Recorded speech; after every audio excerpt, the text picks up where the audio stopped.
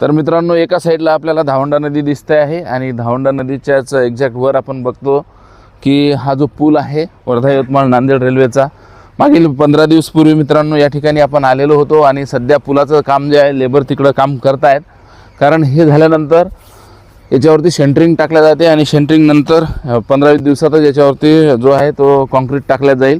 आणि या सगळ्या परिस्थितीमध्ये दिग्रजची ही धावंडा नदी आहे मित्रांनो. आणि सध्याच आम्ही इथले सुपरवायझर जे आहे मुरुगन भाई यांच्यासोबत बोललो की हे काम नेमकं केव्हा सुरू होणार. कारण की आपण बघू शकतो की मोठे मोठे याचे जे पिलरची साईज आहे तर ती पिलरची साईज आपल्याला अवाढव्य असलेली दिसते.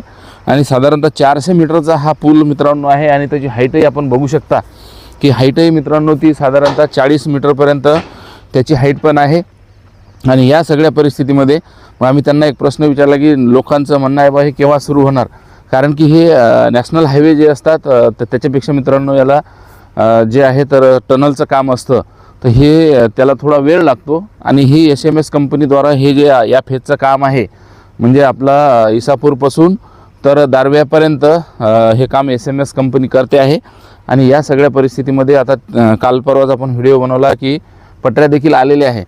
परंतु यामध्ये जे काम असतं मित्रांनो ते टेक्निकली केलं जातं आणि ते काम टेक्निकली करत असताना कारण ट्रेनचं काम आहे म्हणून ते सगळ्या बाबी सुरक्षितता व काम क्वालिटी चांगली झाली पाहिजे. कारण या कामामध्ये जसं आपण रोडवरती पाहतो की एखादा गड्डा झाला तर बुजवता येतो, तर या कामामध्ये मित्रांनो तसं काही नसतं.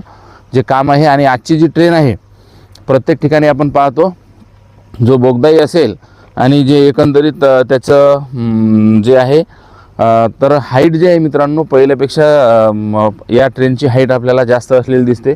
म्हणजे याला जमीन ग्राउंड लेवलिंगच्या कामापासून आपण मागच्या 3-4 वर्षापासून बघतो आहे तर या कामाचं जे क्वालिटी आहे ती सर्वात छान आहे.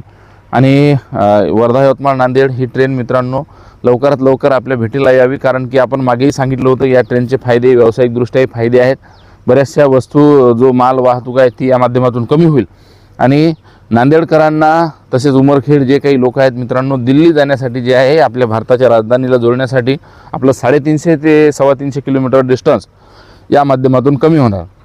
नांदेडहून जाणारी जी ट्रेन आहे तर ती आपल्याला माहिती आहे की ती समजा औरंगाबाद मनमाड दौंड त्या मार्गे जाते तर ती 300-350 किलोमीटर ती फिरून जाते. तर या माध्यमातून ही जर ट्रेन झाली तर निश्चितपणे आपला 350 ते 450 किलोमीटरचा डिस्टन्स कमी होणार आहे. ही मित्रांनो आजची अपडेट आहे. धन्यवाद.